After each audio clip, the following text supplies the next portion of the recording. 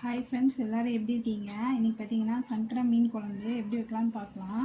நான் வந்து ஒரு பாத்திரம் வச்சுட்டு அதில் வந்து எண்ணெய் ஊற்றிட்டு வெந்தயமும் கடுகும் போட்டுக்கிட்டாங்க. அந்த கடுகும் வெந்தயமும் நல்லா கொஞ்சம் பொரிஞ்சதுக்கப்புறமா ஒரு 4 வெங்காயம் பெரிய வெங்காயமாக பார்த்து போட்டுட்டு பெரிய வெங்காயம் கட் பண்ணி போட்டுக்கிட்டேங்க. அந்த வெங்காயம் வந்து நல்லா வதங்கணும். இந்த ஸ்டேஜில் வந்து நான் உப்பும் போட்டுக்கிட்டேன்.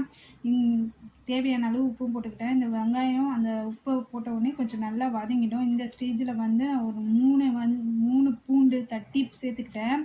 பூண்டு வெங்காயம் நல்லா வதங்கி வரணும். இந்த மாதிரி வதங்கி வந்ததுக்கப்புறமா ஒரு 3 தக்காளி வந்து நான் அரிஞ்சு வச்சுருக்கேன், அதையும் சேர்த்துக்கிட்டேன். இந்த வெங்காயம் தக்காளி பூண்டு எல்லாம் நல்லா வதங்கி வந்ததுக்கப்புறமா நான் வந்து ஒரு எலுமிச்சை சைஸ் அளவு புளி வந்து எடுத்து நல்லா கரைச்சி அதில் வந்து மஞ்சத்தூள் மிளகாத்தூள் போட்டு ஒரே ஒரு சின்ன சைஸ் தக்காளி வந்து சேர்த்து கரைச்சி வச்சுருக்காங்க.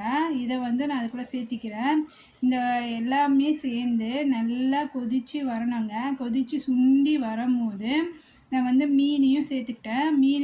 மீன் வந்து இந்த ஸ்டேஜில் சேர்த்துட்டு அது வந்து நல்லா கொதித்து சுண்டி வந்ததுக்கப்புறமா கொத்தமல்லி தூவிட்டேன்.